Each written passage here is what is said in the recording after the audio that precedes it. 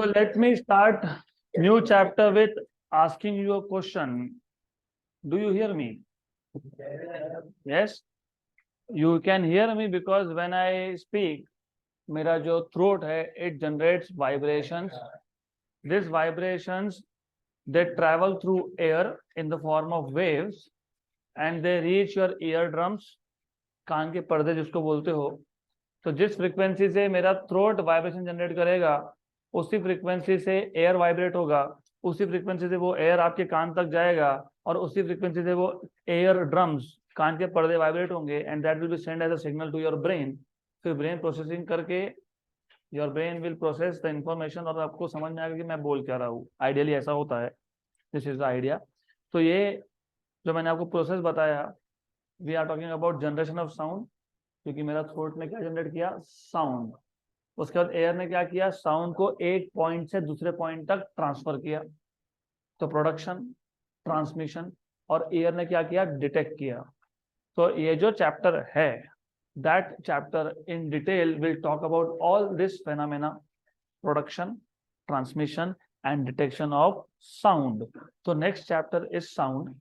अगले चैप्टर में हमको डिटेल में सीखना है sound. There are many things that you will study in sound. For example sound wave मतलब लॉन्गिट्यूडिनल वेव.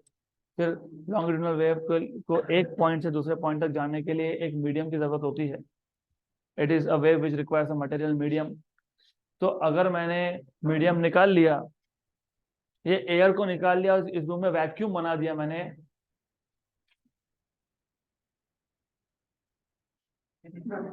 तो मैं क्या बोल रहा हूं तुम सुन नहीं पाओगे, क्योंकि एयर में से ये जो साउंड पास हो रहा है, that sound is nothing but a longitudinal wave, right. तो longitudinal wave requires a material medium. तो यहाँ पे मैंने दो वर्ड यूज किए. एक तो लॉन्गिट्यूडिनल, मतलब लॉन्गिट्यूडिनल को छोड़ के एक और टाइप का वेव हो सकता है, ट्रांसवर्स. और वेव मैंने अब तक वेव डिफाइन नहीं किया, तो we will start with basic definition of wave. हम स्टार्ट करेंगे पहले वेव का definition, types of wave, different properties of wave, जैसे एम्पलीट्यूड क्या होता है, फ्रीक्वेंसी क्या होता है, टाइम पीरियड क्या होता है, एक्सेट्रा एक्सेट्रा, डबल पीरियोडिसिटी क्या होता है. और फिर हम देखेंगे डिफरेंट टाइप्स ऑफ वेव. फिर टाइप्स ऑफ वेव्स के प्रॉपर्टीज देखेंगे. We will learn about different different properties of waves. तो टू स्टार्ट विथ, चैप्टर का नाम तो है साउंड, लेकिन एक्चुअली साउंड इसमें आधा ही पार्ट है. आधा पार्ट है इंट्रोडक्शन टू वेव्स. और वेव का बेसिक अगर डेवलप हो गया तो 12th में दो चैप्टर है which are fully completely based on the basic idea of wave.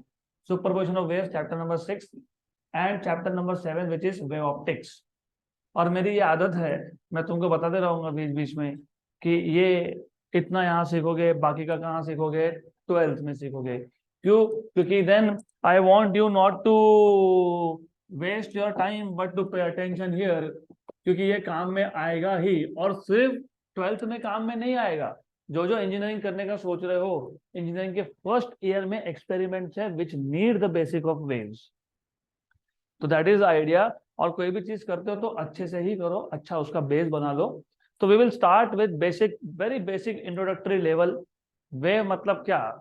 For example, अभी वीकेंड भी आ रहा है, थोड़ा रिलैक्स भी है, सबका 11वीं लगभग खत्म हो गया, किसी का नहीं भी हुआ, जैसे हमारा नहीं हुआ, पर बाकी का तो हो गया. फिर मूड हुआ कि चलो जाते हैं सागर किनारे.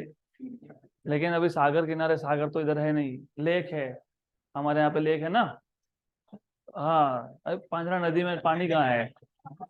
तो anyways, there is a lake.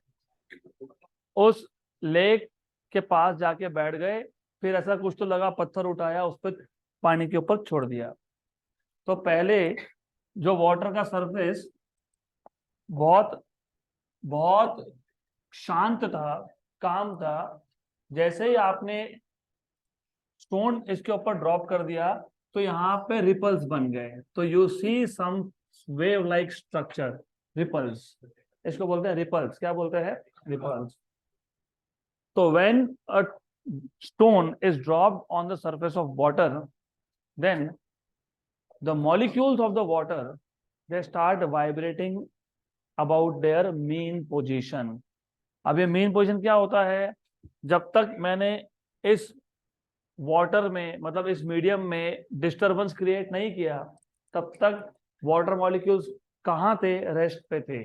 जो रेस्ट पोजीशन है उसको बोलते हो इक्विलिब्रियम पोजीशन या फिर mean position. The molecules of water when the surface of water was not disturbed, that location, that position of molecules is known as rest position or equilibrium position or mean position. The moment you drop a stone, surface of water gets disturbed, और जैसे तुम बीच बीच में बोलते हो तो तुम्हारा throat भी क्या जनरेट कर रहा है? वाइब्रेशन। वो सेम ही है, ये और वो सेम है। हमने वाटर के सरफेस को डिस्टर्ब किया, तुमने एयर को डिस्टर्ब किया, और वो एयर का डिस्टरबेंस कहाँ तक पहुंचा? मुझ तक पहुंचा। यहाँ पे भी हमने स्टोन एक जगह पे ड्रॉप किया था और ये डिस्टरबेंस कहाँ पहुंच गया? बाहर। तो वाटर के मॉलिक्यूल्स क्या कर रहे थे? वाइब्रेट कर रहे थे अबाउट देयर मीन पोजीशन। मतलब हुआ ये, all the molecules of water they start vibrating at their position, at their location about mean position। यहाँ का मॉलिक्यूल यहीं पे वाइब्रेट हो रहा है, यहाँ का मॉलिक्यूल यहीं पे वाइब्रेट हो रहा है, यहाँ का मॉलिक्यूल भी यहीं पे वाइब्रेट हो रहा है, यहाँ का मॉलिक्यूल भी यहीं पे वाइब्रेट हो रहा है। लेकिन जो डिस्टरबेंस था वो डिस्टरबेंस कहाँ गया? आउटवर्ड्स। दिस इज इंपॉर्टेंट, ये चीज तुमको कनेक्ट करना पड़ेगा क्योंकि डेफिनेशंस यहाँ से बनना स्टार्ट होंगे। और मैं बेसिक से ही लूंगा क्योंकि याद रखना भी एक चीज होती है, थ्योरी भी तुमको याद रखना है, एग्जाम में लिखना पड़ेगा। If I ask you what is wave, तो आंसर आना चाहिए wave is a disturbance produced in a medium. क्योंकि मैंने क्या बोला पहले, वाटर का सरफेस क्या था? काम। काम मतलब एकदम साइलेंट, नो मोशन। तुमने स्टोन ड्रॉप कर दिया, स्टोन ड्रॉप करने से क्या हुआ? रिपल्स प्रोड्यूस हुए, और वो रिपल्स को क्या बोलते हो? वेव। तो वेव क्या है? In short disturbance produced in a medium. Correct? Clear? और ये डिस्टरबेंस जब प्रोड्यूस हुआ तो क्या हुआ? पार्टिकल्स मतलब molecules they are vibrating about their mean position. Now what is mean position? Mean position is the rest position of molecules of water when the water surface was not disturbed. These molecules are not going from one point to another, they are just vibrating at their location. लेकिन outwards कौन travel कर रहा है? disturbance। मतलब कौन travel कर रहा है? wave।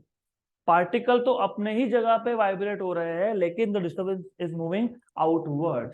इसका मतलब ये कि जो एनर्जी हमने एक पॉइंट पे क्रिएट की थी, जहां स्टोन ड्रॉप किया वहां का एनर्जी, क्योंकि स्टोन तुमने ड्रॉप किया, ऑब्जेक्ट जब तक तुम्हारे हाथ में था तो कौन सा चीज था? पोटेंशियल। जैसे ही तुमने ड्रॉप किया, जैसे ही वाटर के सरफेस पे आया, bang, potential energy is transferred to the surface of water. और एनर्जी एक पॉइंट पे दिया है तुमने, तो ये एनर्जी इज मूविंग आउटवर्ड्स। मतलब वेव क्या करता है? ट्रांसफर करता है किसको? एनर्जी को, from one point to another. मतलब वेव क्या है? ट्रांसपोर्ट सर्विस है। किसका ट्रांसपोर्ट सर्विस है? एनर्जी का, और साथ में किसका? मोमेंटम का भी। करेक्ट?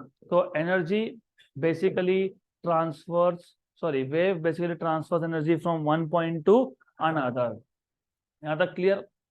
गुड, पक्का पक्का। तो वेव कैसे डिफाइन करोगे? It is a disturbance produced in a medium. तो हम स्टार्ट बेसिक से करते हैं। Let us first define what is wave. And notes में सब कुछ लिख के दिया है तो मैं ज्यादा थ्योरी नहीं लिखूंगा, ये सारा जो मैंने बताया सब कुछ नोट्स में है। Ripple produced in a wave when a stone is dropped, the particles of the water they vibrate about their mean position, the particles do not move from one point to another but the wave disturbance moves outwards. तो wave मतलब क्या? It is a disturbance, it is a disturbance produced in a medium, produced in a medium।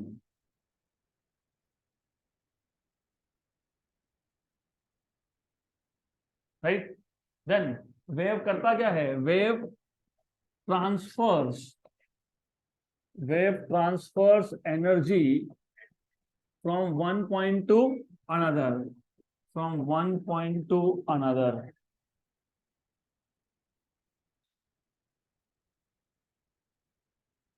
Good, then now the clear। now there are different types of waves। ऐसे भी waves है जिसको medium compulsory चाहिए। For example मैंने water का example दिया, तो उसमें मीडियम कौन था? वाटर। तो this wave was travelling through water another example, imagine एक रस्सी है, रस्सी के एक एंड को सामने की दीवार पे बांध दिया, दूसरा एंड मेरे हाथ में है and I am vibrating it up and down. तो क्या होगा? तो पता है क्या होगा? होगा ऐसा कि यहाँ जो डिस्टरबेंस प्रोड्यूस हुआ वो एक पॉइंट से दूसरे पॉइंट तक जाएगा with the through the medium which is string in this case. तो यहाँ पे जो वाइब्रेशन प्रोड्यूस हुए एक एंड पे, वो कहाँ गए? दूसरे एंड पे, through a medium which is string. तो पहला जो वाटर वेव था उसमें मीडियम क्या था? वाटर। दूसरा जो वेव है उसमें मीडियम कौन है? String, right. ऐसे बहुत सारे एग्जाम्पल्स है, और भी एग्जाम्पल्स है। फॉर एग्जाम्पल, जब मैं बोल रहा हूँ तो ये जो वाइब्रेशन है they are travelling to you through air, तो यहाँ पे भी मीडियम है, पहले दो केसेस में भी मीडियम है।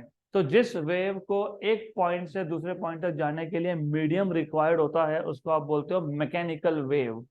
तो अगली बार से मैकेनिकल वेव ये वर्ड अगर आया तो mechanical wave is a wave which requires material medium for its propagation. अरे हंस लो अच्छे से, एक बार का हंस लो, पूरी इच्छा खत्म हो जाएगी हंसने की।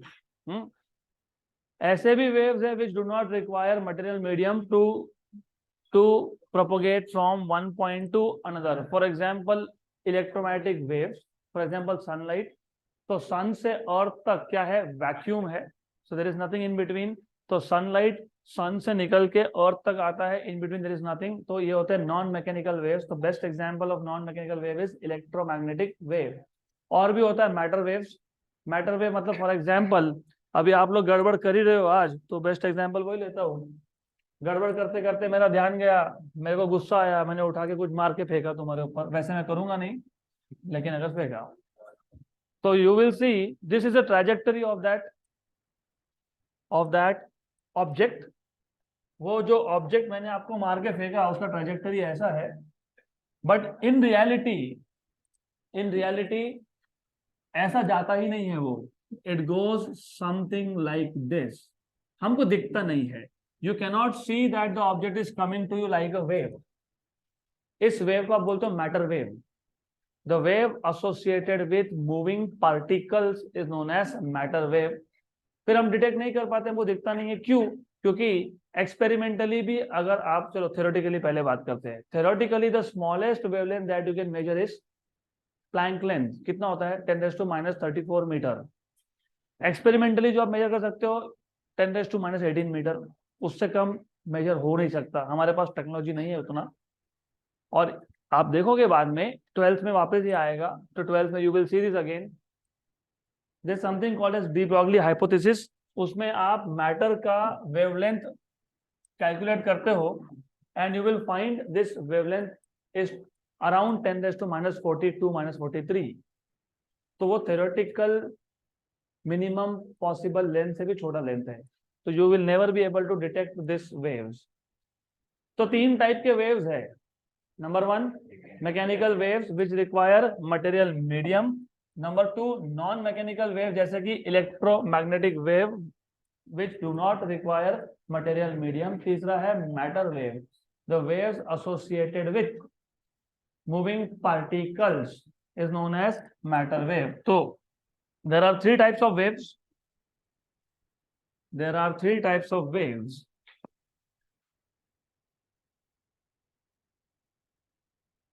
Three types of waves. Number one, बताओ कौन सा? Mechanical wave. डिफाइन कैसे करोगे? A wave which requires medium for its propagation from one point to another is known as mechanical wave. A wave which requires a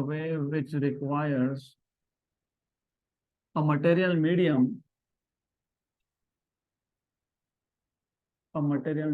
for its propagation from one point to another, for its propagation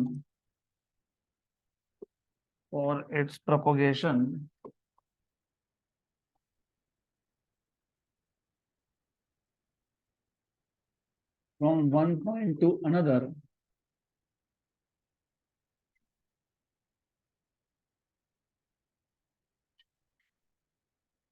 is known as mechanical wave. बहुत सारे example है, examples are many. For example, water waves are mechanical waves. For example, waves on a string are mechanical waves. For example, sound is a mechanical wave.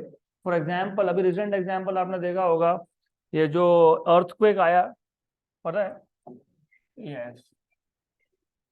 So earthquake, they are generated by something called as seismic waves. तो seismic waves के लिए medium क्या है? Earth itself. तो जो tectonic plate होते हैं, when they vibrate, vibrations मतलब disturbance, this disturbance travel to the surface through earth. तो seismic waves are also mechanical waves. और बहुत इंटरेस्टिंग है, किसी को आगे जाके अगर earthquake में इंटरेस्ट होगा तो you have to study geology. तो अच्छा टॉपिक है वो भी, it is very good topic and really interesting, तो थोड़ा सा देख लेना उसका।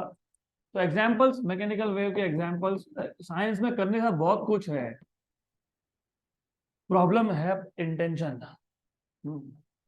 दोस्ती में बह जाते हैं हम लोग, फिर बहुत लेट हो जाता है, तब समझ में आता है कि क्या हो गया, काश हम 12वीं में 11वीं में कुछ पढ़ लेते।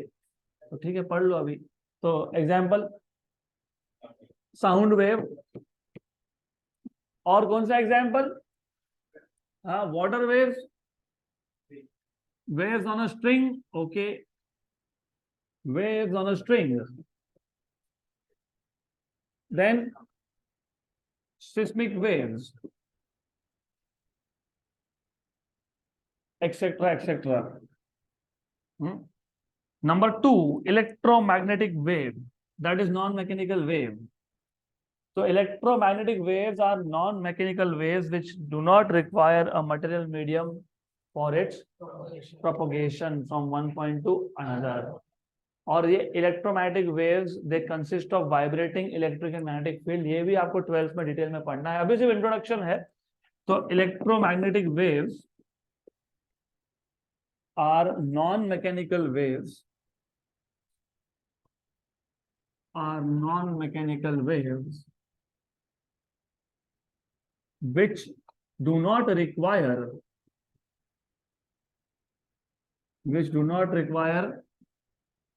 material medium for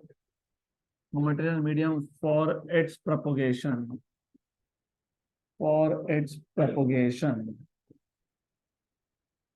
बाकी डिटेल हम लोग 12th में देखेंगे इसका, इलेक्ट्रोमैग्नेटिक वेव्स का। नेक्स्ट इज मैटर वेव,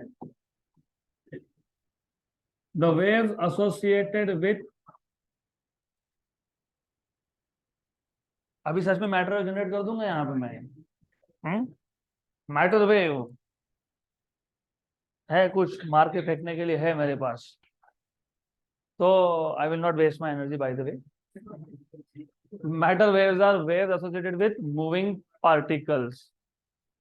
तो द वेव एसोसिएटेड विथ, वैसे इसको डी ब्रॉगली वेव्स भी बोलते हैं, वो वापस 12th में आएगा, chapter number 14, dual nature of radiation and matter. The wave associated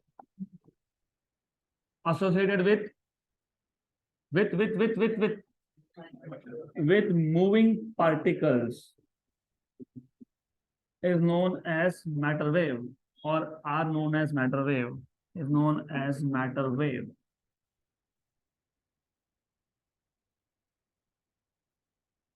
तो सो फार अब तक हमने क्या डिफाइन किया? What is wave? Wave is a disturbance produce in a medium. Good. हमने एग्जांपल लिया just to understand, water surface था, उस पर स्टोन ड्रॉप कर दिया, रिपल्स फॉर्म हुए मतलब particles of the medium, in this case medium is water, they start vibrating about their mean position, बराबर, they are vibrating about their mean position. तो particle is not going from one point to another, लेकिन energy transfer हुआ, तो disturbance is travelling outwards, मतलब energy is basically going from one point to another. Good. Then we have defined different types of waves: mechanical waves which require a material medium, non-mechanical waves which do not require material medium, तीसरा है matter waves which are associated with moving particles।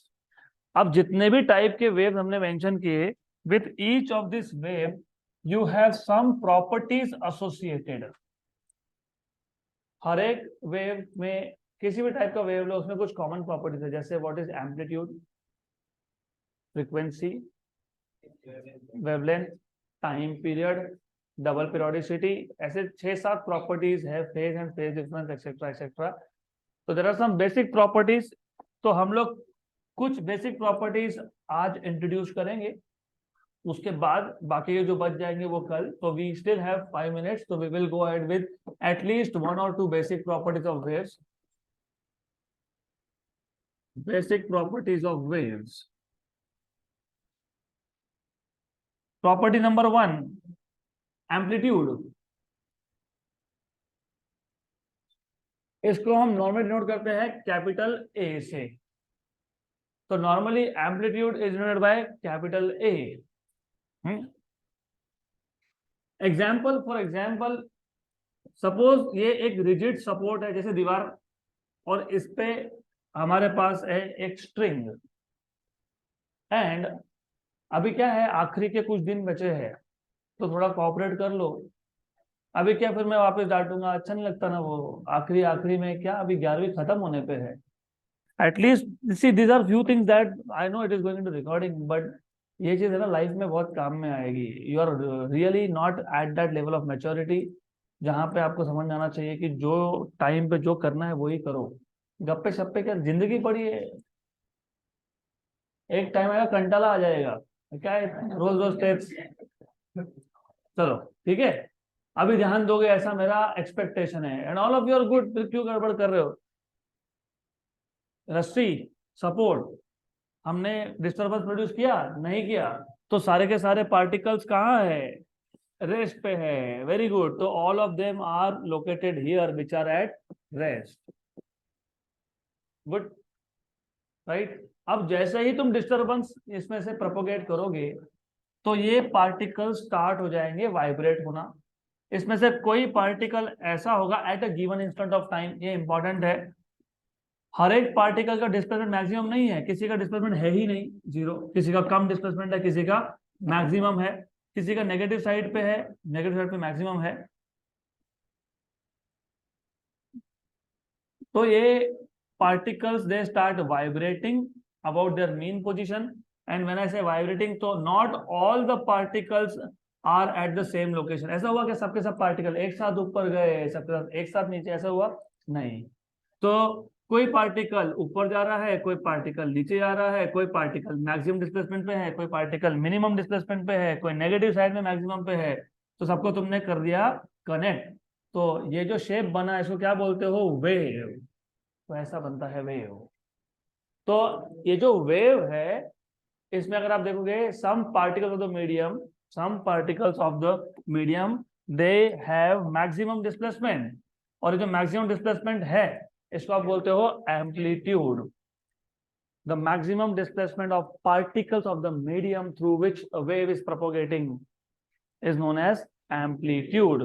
The maximum displacement of the particle through of the medium through which wave is propagating, उसको क्या बोलते हो? Amplitude. So amplitude is the maximum displacement, the maximum displacement of the particle of the medium, of the particle of the medium through which क्या propagate हुआ इस medium से? नहीं, क्या प्रोपोगेट किया?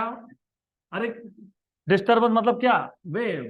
तो जब इस मीडियम में से वेव प्रोपोगेट होगा तब ये वाइब्रेट होंगे, तब इनका डिस्प्लेसमेंट होगा। तो उस डिस्प्लेसमेंट में से जो मैक्सिमम डिस्प्लेसमेंट होगा उसको क्या बोलोगे?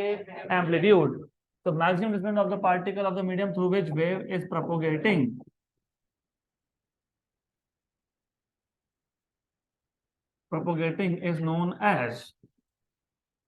is known as amplitude. और एम्पलीट्यूड को आप डिनोट करते हो ए से, और एम्पलीट्यूड क्या है? डिस्टेंस है, तो ऐसा यूनिट क्या आएगा? मीटर।